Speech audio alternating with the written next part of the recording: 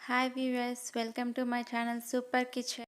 ఈరోజు నేను చేయబోతున్న రెసిపీ బాదం కట్లీ. ఎలా ప్రిపేర్ చేయాలో చూడండి. ఇది చాలా టేస్టీగా ఉంటుంది. ముందుగా ఒక గిన్నెలో బాగా నీళ్లు మరిగించుకోవాలి. అందులో ఒక కప్పు బాదం వేసి ఒక 5 నిమిషాలు బాగా మరిగియాలి. చూడండి, అలా తేలుతూ ఉంటుంది. ఒకసారి చెక్ చేసుకోవాలి పీల్ వస్తుందా లేదా అని. 5 నిమిషాల తర్వాత స్టవ్ ఆఫ్ చేసుకొని పీల్ తీసుకోవాలి. మరీ వేడిగా ఉంది అనుకుంటే కొన్ని నీళ్లు పోసుకోండి. తర్వాత పీల్ తీసుకోవాలి మొత్తము. చాలా ఈజీగా వస్తుంది. ఈ బాదం కట్లీ చేయడం చాలా ఈజీ అండి, కొంచెం ఓపిక ఉండాలంతే. ఇలా బాదంని ఒక మిక్సీ గిన్నెలోకి తీసుకొని మిక్సీ పట్టుకోవాలండి. మీరు కావాలనుకుంటే ఒక 2 టేబుల్ స్పూన్స్ మిల్క్ యాడ్ చేసుకొని మిక్సీ పట్టుకోవచ్చు.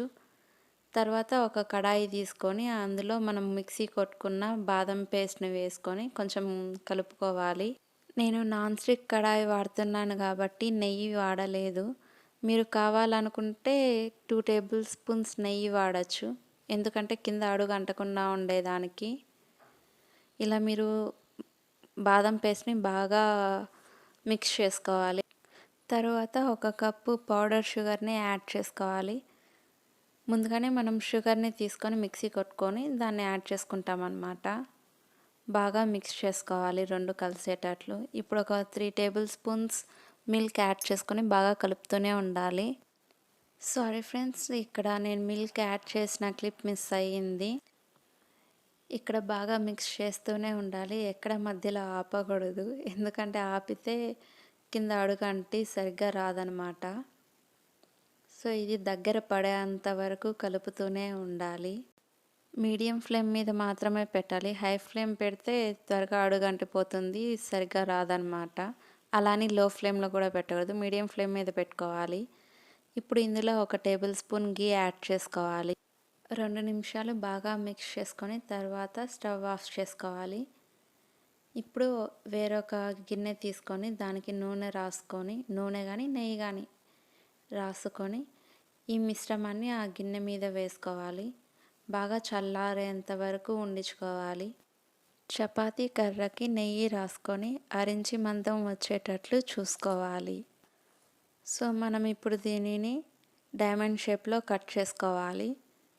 లేదు అనుకుంటే మీకు నచ్చిన షేప్లలో కట్ చేసుకోవచ్చు.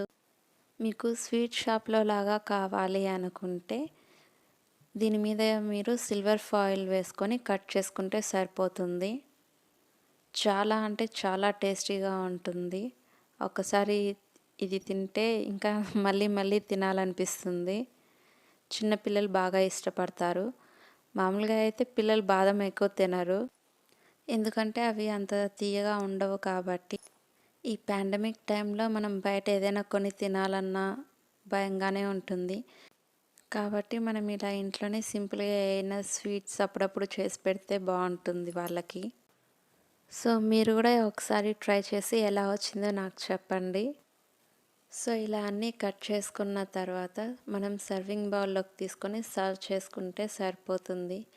మనం అనుకున్న బాదం కట్లీ రెడీ అయిపోతుంది. Please like, share and subscribe my channel. Thanks for watching.